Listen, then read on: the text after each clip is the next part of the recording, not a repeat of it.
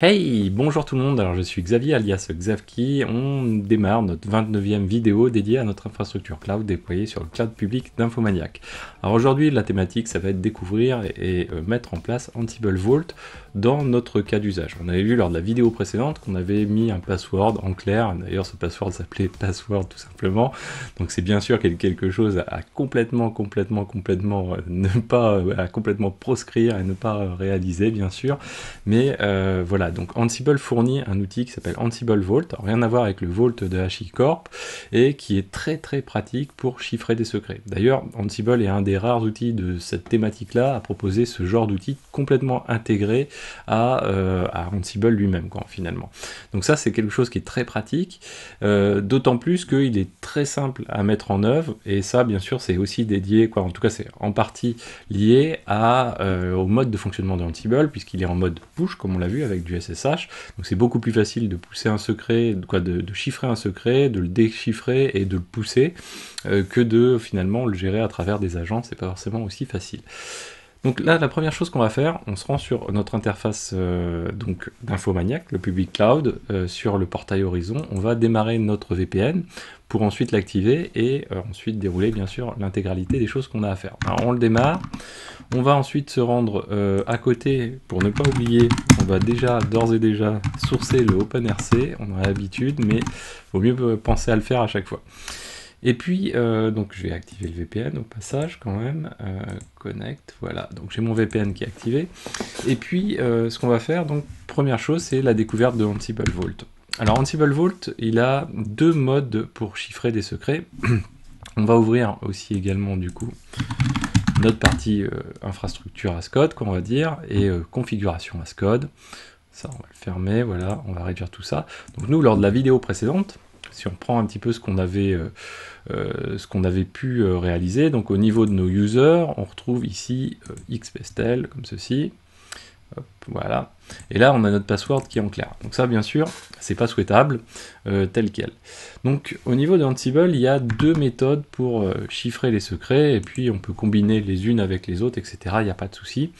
Les deux principes fondamentaux, c'est soit on va chiffrer intégralement le fichier. Donc par exemple ici, on peut prendre l'intégralité du fichier et le chiffrer. Attention, globalement, ce qui est chiffrable et déchiffrable doit être contenu dans l'inventory qu'on retrouve au niveau de Ansible ou dans le playbook, ou en tout cas dans la structure habituelle, on va dire, de Ansible. Là, en l'occurrence, le fait de stocker ces éléments-là en dehors de la structure d'Ansible fait que je crois que ça ne fonctionne pas d'emblée, donc j'ai déjà eu des soucis avec ça, donc vaut mieux plutôt se concentrer sur stocker les secrets ailleurs.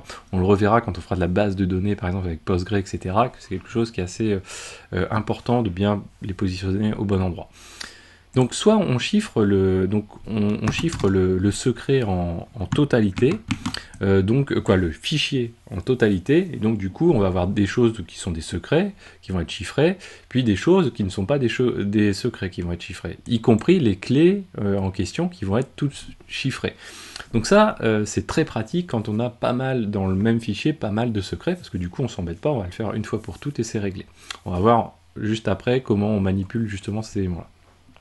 L'inconvénient de cette méthode-là, c'est tout simplement que si on veut faire un grep et voir, par exemple, quel est le contenu de la variable password sur l'intégralité de notre dépôt, ou de nos répertoires, ben finalement, on va trouver password à plein d'endroits, mais on va pas forcément trouver l'endroit où il est défini, puisque finalement, même la clé elle-même va être chiffrée. Donc du coup, quand grep va passer sur ce fichier-là, si j'ai chiffré la totalité du fichier, eh bien derrière, je vais pas pouvoir retrouver la clé password, et du coup, je serai pas en mesure de savoir que même cette clé-là se situe à cet endroit-là, donc du coup, retrouver, débugger, etc., ça va pas être très pratique. Donc ça, c'est le premier mode. Le deuxième mode, qui lui a aussi des contre-indications, en tout cas un mode qui est pas si facile que ça aussi à manipuler, c'est de se dire je vais chiffrer uniquement l'élément qui est password, donc que la value, et je vais garder l'élément qui est devant. Donc là, l'avantage, c'est que du coup, quand on va faire un grep, quand on va rechercher des choses, ça va être très clair que la variable va être là. Bien sûr, elle va pas être en clair, le contenu, la valeur, mais elle va être bien présente, et on va retrouver, si on fait un grep, on va retrouver facilement cette variable. Donc ça, c'est cool. Il y a une troisième option, cette troisième option, ça va être de cumuler les deux, quoi, en fait. C'est de se dire, et éventuellement même dans le même fichier, de se dire que finalement, le password qui est ici, on va vouloir stocker son contenu. Alors là, il ne faut pas le faire à l'endroit où on est situé, mais on va vouloir stocker ce contenu de manière chiffrée, mais on veut en même temps conserver la clé qui est ici pour pouvoir la retrouver. Donc là, ce qu'on peut imaginer faire, c'est préfixer une variable, par exemple avec volt, quoi, ça mentionnant que c'est un élément qui est chiffré, qui est volté, et derrière mentionner ici notre clé, comme ceci. Hop, voilà. Et voilà. Et du coup, là, qu'est-ce qui se passe? On garde la clé initiale, on fait référence à notre variable qui est juste à côté, et c'est elle qui va contenir le secret. Donc ça, c'est quelque chose qui est fonctionnel. Attention à faire dans l'inventory. Nous, on va fonctionner même encore un petit peu différemment. Vous allez le voir juste après. Donc ça, premier cas de figure assez important. Alors, je me remets en état, voilà, comme ceci. Donc, premier cas de figure assez important à retenir derrière cet élément-là. Ensuite, ce qui va se passer, c'est il faut qu'on arrive à chiffrer les éléments. Donc comment on va faire ça? Donc il existe différentes manières de chiffrer les secrets en question. En tout cas, tout va passer par la ligne de commande Ansible Vault. Soit on va chiffrer la totalité d'un fichier. Donc là, par exemple, on peut se dire, tiens, je vais faire un fichier qui s'appelle vault.yml. Vous pouvez l'appeler comme vous voulez. Je fais un peu de clean dedans, voilà, et je dis que j'ai une clé qui 1 qui vaut value 1 par exemple, et puis qui 2 qui vaut value 2 comme ceci. Donc là, si j'enregistre, ok, j'ai bien mon fichier qui est en clair comme ceci. Donc ce que je peux faire un ansible-vault encrypt, et là on va chiffrer notre fichier vault comme ceci. Là, il va nous demander un password, donc le password qui va permettre de chiffrer. Moi, je vais mettre un password ultra simple et pas du tout recommandé.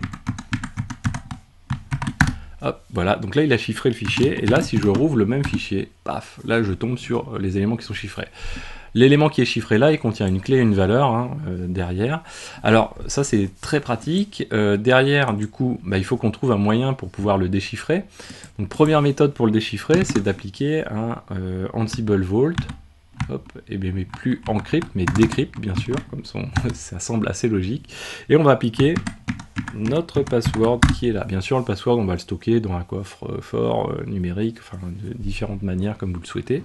Et là, du coup, si je refais un 4 de Vault, hop, je me retrouve avec mon fichier en clair. Alors, le decrypt, il est quand même pas génial quand il s'agit vraiment de consulter des fichiers ou même de les éditer. Pourquoi? Parce que, imaginons là, j'ai pas de... quoi, j'ai un dépôt qui est guité, et j'oublie de réencrypter le secret. J'ai fait ma modification, j'oublie de le réencrypter. Je vais faire un git status. Le git status, il va pas me dire, ah attention, tu as oublié d'encrypter le fichier Vault, là, pense à bien le faire. Donc le mieux, ce serait presque d'avoir un hook qui va permettre de déterminer si on a oublié de le faire ou pas. Mais derrière, là, du coup, on se retrouve, on va committer et on va pusher le secret dans le dépôt Git. Donc du coup, on peut bien sûr ensuite, avec des petits efforts, nettoyer ce dépôt Git des secrets en question, mais c'est quand même pas très agréable. Donc là, pour éviter ça, on va refaire notre encrypt, voilà, comme ceci, toujours mon petit password relativement inutile dans mon cas de figure. Hop là, d'ailleurs, je l'ai loupé, voilà, toc. Voilà, toc. Voilà, donc là j'ai toujours mon Vault, comme ceci. Là, ce qui est possible de faire, c'est que si j'ai vraiment envie de le consulter, j'ai première méthode qui va être edit, Ansible Vault edit, et là, je tape mon secret, paf, je tombe avec mon éditeur par défaut. Alors vous avez le export éditeur en majuscule égale Vim, égale Nano, etc. pour utiliser l'éditeur de votre choix. Et là, vous éditez, et puis vous enregistrez, et si vous refaites un 4, hop, le fichier est automatiquement encrypté. Ensuite, vous avez aussi le Ansible Vault View, comme ceci. Et là, on peut taper 1, 2, 3, 4, 5, 6, hop, voilà, toc. Et là, du coup, hop, il nous déchiffre les éléments. On les voit ici, hein, il n'y a pas de risque, si ce n'est que de les laisser visuellement à la vue de tout le monde. Mais en tout cas, c'est pas stocké dans le terminal. Et vous voyez qu'on arrive aussi, là encore, à découvrir les secrets en question. Alors, il existe d'autres éléments dans la ligne de commande. On peut créer un fichier directement, donc de cette manière-ci, Ansible Vault Create. Donc là, il va créer le fichier, on va éditer, on va enregistrer, paf, il va nous demander un password pour sécuriser, il va le faire. Le view, on l'a vu. Et on a le encrypt string. Alors, je ne suis pas un grand fan, mais on va l'utiliser tout à l'heure, vous allez voir. Lui, ce qu'il va permettre, c'est d'encrypter un secret, une clé. Donc, tout simplement comme ceci. Alors, on n'est pas obligé de mettre le name non plus, parce que de toute façon, il va chiffrer le secret, là, en l'occurrence. Donc, si on le fait comme ceci, toc. Voilà, et là on a notre secret, et là si on veut copier-coller l'élément, on va pouvoir le copier-coller assez facilement. Donc ça c'est quelque chose qui est assez pratique du coup dans le fonctionnement de Vault. Ensuite pour déchiffrer vient maintenant le mode de déchiffrement. Donc là on l'a vu, nous on saisit un Vault, un password manuellement. Quand on utilise la ligne de commande Ansible Playbook, on peut passer l'option, vous voyez, --ask vault ici.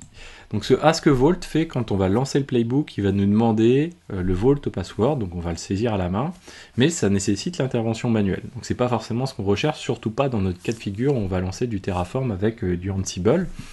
Et donc derrière, on a plusieurs options qui sont possibles pour pouvoir gérer ce cas de figure là, mais l'option, on va dire, le principe de cette option-là, c'est de stocker le mot de passe en clair quelque part sur notre machine, donc dans un endroit relativement sécurisé par exemple, dans /root ou ce genre de choses, et mentionner le chemin avec le vault password file, donc mentionner le chemin où se situe le fichier. Alors l'extension compte peu, mais il faut que ce soit juste le password. Alors je vous invite à aller voir la playlist dédiée à Ansible. Dedans j'y explique, je fais 3 tutos sur Vault, expliquant ces schémas, ces éléments-là de base, les différents cas de figure un petit peu plus avancés, et puis il y a aussi le mode où on peut aussi avoir plusieurs Vault, donc plusieurs passwords possibles. L'autre méthode, donc là on le passe par la ligne de commande --vault password, donc l'endroit où est le fichier. On peut le passer aussi en export pour avoir une variable d'environnement ou une variable tout simplement qui va être définie pour setter l'endroit où est défini ce vault password. Donc nous dans notre cas de figure, ce qu'on va chercher à faire, ça va être à définir cet élément-là. Alors on va revenir sur ce qu'on avait. Donc là, nous, ce qu'on cherche, c'est à volter ce password. Sauf que là, je ne peux pas le faire dans ce fichier-là. Je ne suis pas dans le contexte habituel de Ansible. Donc là, il ne va pas comprendre le vault. Ça va mal se passer, quoi, en tout cas. Au passage, donc du coup, j'étais en train de rechercher un autre élément. Voilà, toc, on va dans notre partie infrastructure, Ansible. Ici, ce qu'on va faire, nous, c'est aussi, on va refactoriser un petit peu tout ça. Pourquoi? Parce que là, quand on regarde notre Ansible, quand on le joue, on voit qu'on va avoir des éléments, là encore, on n'a que 2 lignes, mais on va avoir beaucoup d'éléments identiques, des lignes relativement identiques. Donc là, on va essayer de refactoriser au passage les choses. Donc, pour commencer, nous, ce qu'on va faire, alors je vérifie l'ordre un petit peu des choses, voilà. Ce qu'on va faire, nous, c'est qu'on va chercher à volter ce fameux, ici, password de xpestel. Donc pour pouvoir le faire, comme je vous disais, on va passer par une variable intermédiaire, donc vault xpestel password. Là, on doit bien faire référence à l'utilisateur en question. Derrière, donc du coup, il faut qu'on stocke ce mot de passe quelque part. Soit on va le mettre dans l'inventaire, dans la machine qui va rapporter cet élément-là, ou dans le groupe var, éventuellement dans le groupe var all. Mais là, pour l'instant, on n'a pas trop d'éléments, donc c'est pas très intéressant. Par contre, ce qui peut être faisable pour nous, c'est de le mettre dans le playbook qui va servir à déployer ces utilisateurs. Donc là, en l'occurrence, on peut le mettre, là on est dans notre playbook dédié à Consul, les masters, c'est là où on déploie à l'heure actuelle. Eh bien, ce qu'on peut faire, c'est tout simplement définir vault underscore xpestel password. Je crois que c'est ça ma clé, je ne sais plus d'ailleurs. Voilà, bien joué. Vault xpestel password, je fais bien attention de la reprendre. Du coup, c'est elle qui sera passée dans celui-ci. Et là, il faut qu'on ingère notre secret. Donc moi, mon password, c'était password, donc on va repartir sur la même chose. Bah, là, ce qu'on va faire password, comme ceci.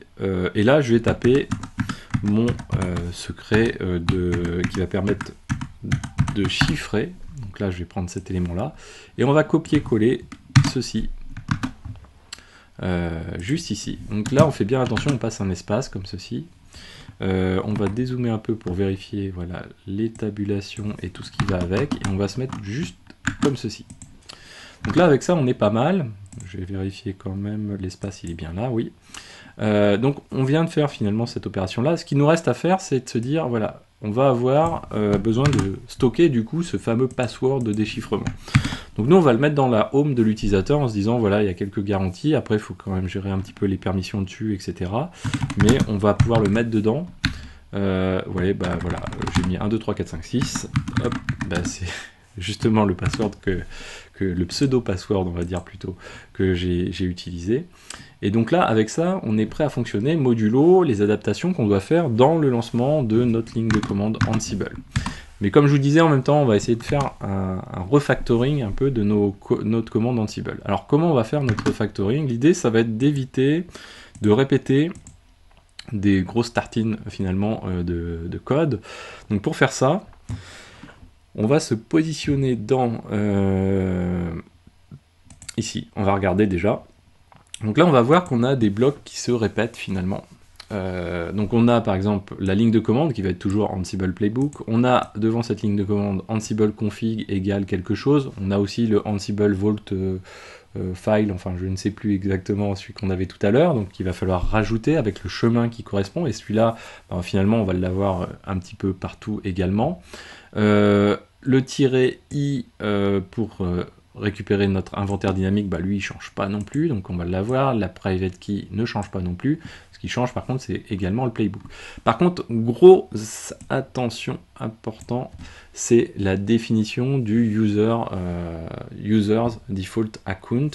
Donc là, on va regarder une chose, comment je l'avais prévu. Donc première chose, donc du coup on va définir des variables dans notre Terraform, et finalement ces éléments-là, on va les transformer en variables. Comme ça, déjà, ça va réduire assez drastiquement cette ligne de commande. Elle sera déjà un petit peu plus lisible. Donc, comme ça, on ne verra que les éléments qui varient et pas juste la totalité qui nous rend la lecture assez difficile. Donc, on va se rendre dans les variables ici. On va coller les éléments. Donc, qu'est-ce que j'ai fait? J'ai créé un truc qui s'appelle Ansible en vars, donc qui est finalement le tout début de notre élément où on passe le Ansible config, on passe le Ansible Vault password, donc notre fameux fichier là, le Ansible commande, et on lui passe le -u parce que derrière, nous, ce qu'il nous faut, c'est enchaîner derrière avec une variable qui est le var default user, vous voyez, donc celui qui permet de lancer derrière le playbook en question, mais de manière dynamique avec une variable. Et puis les Ansible options, donc -i, -private key, ici qu'on retrouve également. Donc nous on va utiliser ça, hop, je descends, voilà, comme ceci. Alors je vérifie un truc, voilà.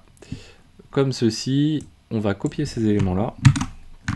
On va donc remplacer finalement ce qu'on avait ici par quelque chose d'un petit peu plus simple. Alors on va remettre les tabulations qui vont bien, parce que sinon ça va pas le faire. On pourrait même imaginer quelque chose, si vous vous rappelez, en fait on a mis les 20 secondes ici, mais les 20 secondes finalement, quand on a déjà fait un run une première fois, les instances sont déjà up, et du coup, les 20 secondes, peut-être qu'on veut les réduire, ou peut-être qu'on veut passer à 0 secondes.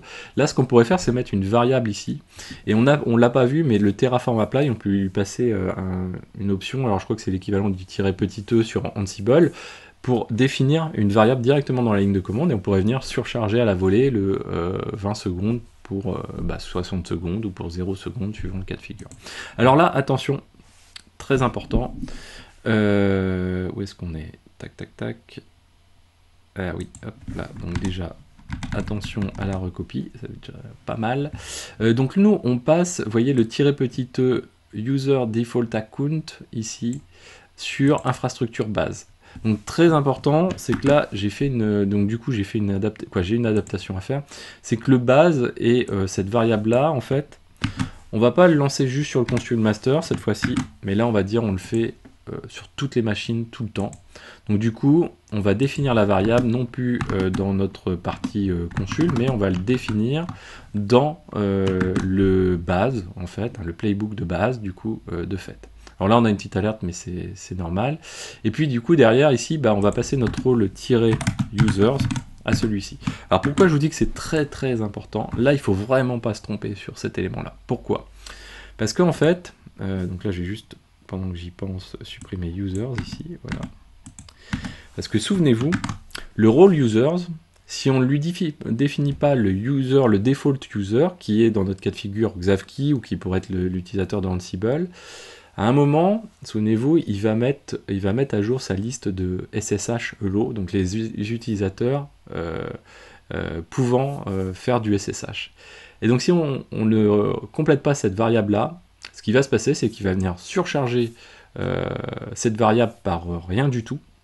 Et là, il va même pas la surcharger, mais il va surtout pas la compléter. Et là, du coup, ça va être la catastrophe parce que du coup, on va plus pouvoir accéder par cet utilisateur-là à nos machines et on pourra plus jouer de Ansible.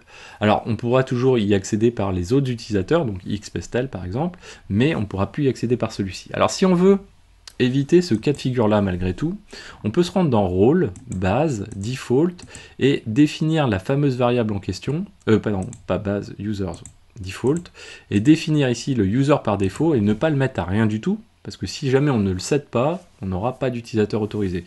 Nous on sait que c'est Xavki, donc du coup, ce qu'on va faire, c'est qu'on va le mettre à Xavki par default, comme ça si jamais on le surcharge vraiment, finalement ça ne coûtera pas grand chose. Là c'est vraiment pour éviter d'être bloqué. Si jamais après on voit que ça marche bien, on peut éventuellement ensuite tailler dedans et supprimer cet élément là.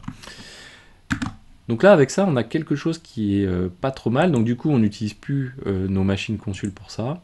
On utilise ensuite donc le base pour définir cette variable-ci qui est utilisée dans le xpestel, n'est-ce pas? Qu'on retrouve dans les users. C'est dans cela, voilà, pardon. Xpestel, ici on le retrouve.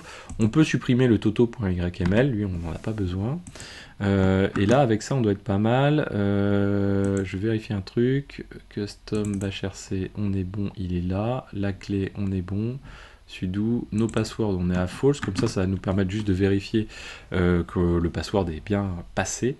C'est le cas de le dire. Et donc du coup avec ça, on est prêt à lancer notre commande, notre ligne de commande. Donc on a sourcé, souvenez-vous, important.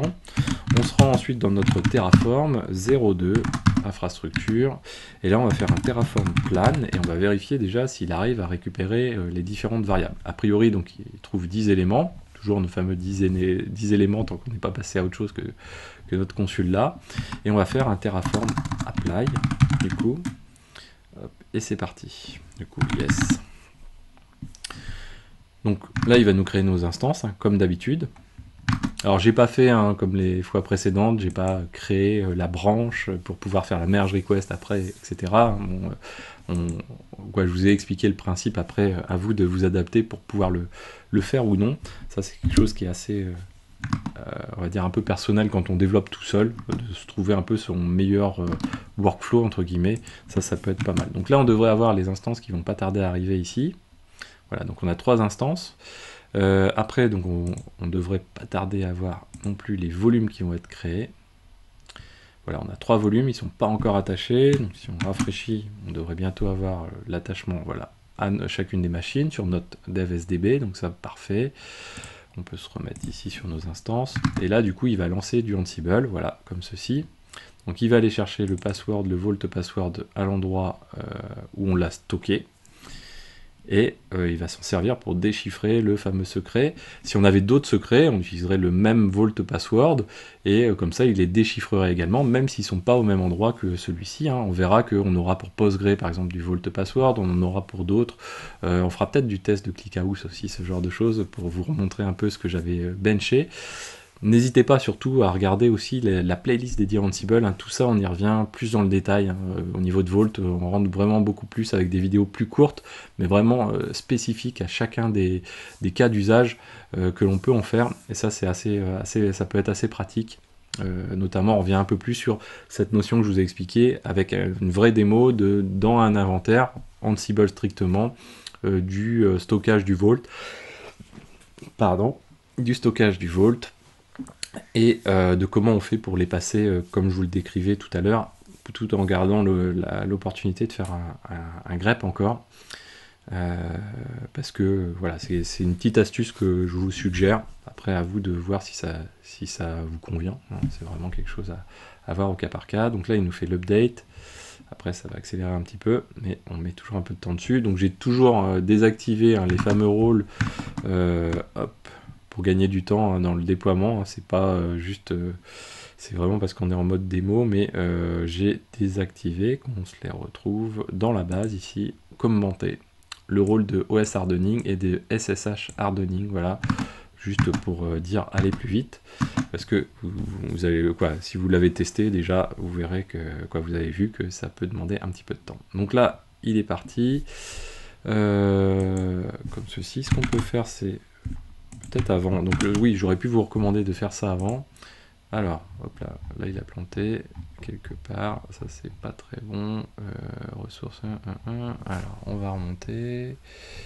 VPN, non, on était dedans là du coup. Ok, on est dedans. Qu'est-ce qu'il nous dit? Error running, slip 1, exit code 127.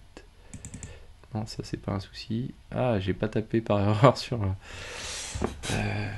include, user admin. Ah, mais il a joué tout ça. DNS restart, deprecation. Je crois qu'en fait j'ai tapé. Ah non, ici. Consul could not be found. Infrastructure consul. Ah, yes. C'est que j'ai fait un copier-coller via les slides. Oh, c'est pas bien ça. Yes. Voilà, ici, on doit avoir un souci dans le copier-coller. Voilà. Ah, dommage. Bon, ça va, il n'a pas planté au mauvais endroit. Il a fait normalement tout ce qui était user, donc il a juste planté sur la partie consul. On va le relancer dessus. Là, je peux mettre yes directement. Du coup, là, on doit être en mesure de se connecter. Alors déjà, toujours vérifier qu'on peut se connecter sur notre VPN. Notre serveur VPN, il est ici. Toc. Alors, on pourrait même y accéder directement par l'IP interne. Mais voilà, c'est l'occasion de vérifier. Donc lui, c'est bon.